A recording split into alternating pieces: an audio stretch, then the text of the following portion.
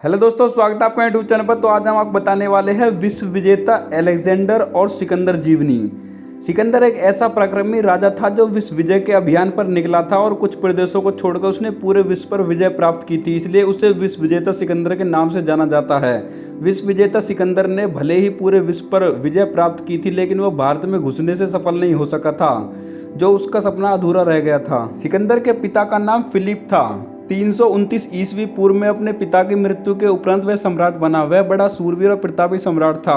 वह विश्व विजय बनना चाहता था। सिकंदर ने सबसे पहले ग्रीक राज्य को जीता और फिर वह एशियाई माइनर आधुनिक तुर्की की तरफ बढ़ा।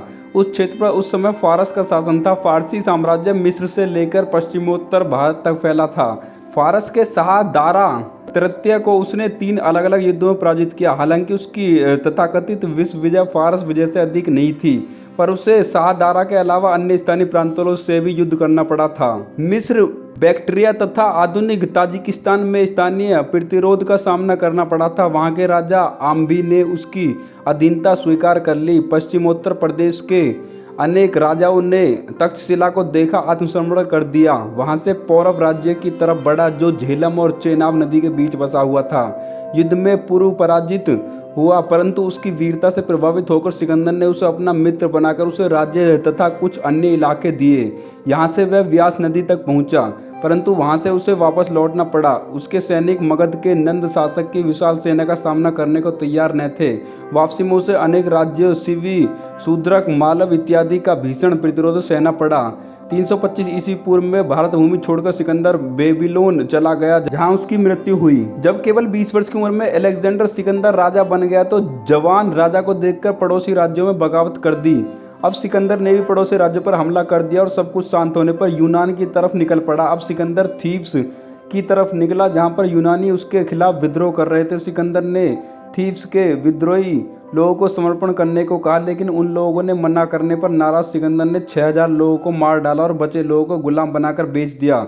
सिकंदर की इस क्रूरता से यूनानियों में विद्रोह खत्म हो गया। इसके बाद सिकंदर ने एथेंस के लोगों के साथ दयालुता दिखाई, ताकि वो थीव्स में दिखाई क्रूरता को भूल जाए।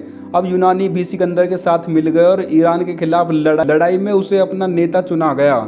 अब एक दिन सिकंदर मार्ग में एक महान दार्शनिक डियोजिनिस से मिला, जो उस समय धूप स्नान कर रहा था। जब सिकंदर ने उससे पूछा कि क्या राजा मैं आपके लिए कुछ कर सकता हूँ, डियोजिनिस ने बस इतना उत्तर दिया कि इतना एहसास कर दो कि अपनी परछाई से धूप को मत रोको। सिकंदर उससे इतना प्रभावित हुआ कि अक्सर कहता था कि अगर वो सिकंदर नहीं होता तो डियोजिनस बन जाता। ऐतिहासिक उल्लेख: सिकंदर को सबसे पहले एक गणराज्य के प्रधान के विरोध का सामना करना पड़ा, जिसे यूनानी एस्टीज कहते हैं, संस्कृत में जिसका नाम हस्तिन है। वह उस जाति का प्रधान है जिसका भारतीय नाम हस्तिनायक था।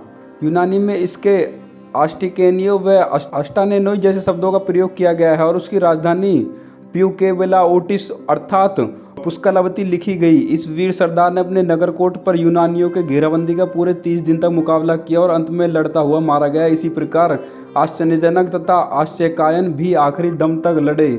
जैसा कि इस बात से पता चलता है कि उनके कम से कम 40,000 सैनिक बंदी बना लिए गए। उनके आर्थिक समृद्धि का भी अनुमान इस बात से लगाया जा सकता है कि लड़ाई में 2,30,000 बैल सिकंदर के हाथ लगे।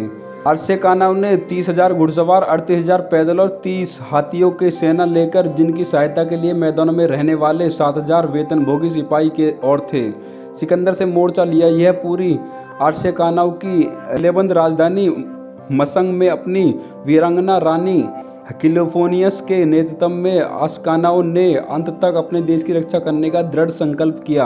रानी के साथ ही वहां की स्त्रियों ने भी प्रतिरक्षा में भाग लिया। वेतनभोगी सैनिक के रूप में बड़े निरुत्साह होकर लड़े, परंतु बाद में उन्हें जोश आ गया और उन्होंने अपमान के जीवन की अपेक्षा गौरव से मर जाना ही बेहतर समझा। उनके इस उत्साह को देखकर अभिसार नामक निकटवर्ती पर्वतीय देश में भी उत्साह जागृत हुआ और वहां के लोग भी प्रतिरक्षा के लिए डट गए। तो दोस्तों, आपको सिकंदर की जीवनी कैसी लगी? अगर जीवनी अच्छी लगी तो वीडियो को लाइक करना, चैनल पर नए हो चैनल को सब्सक्राइब जरूर करना। धन्यवाद।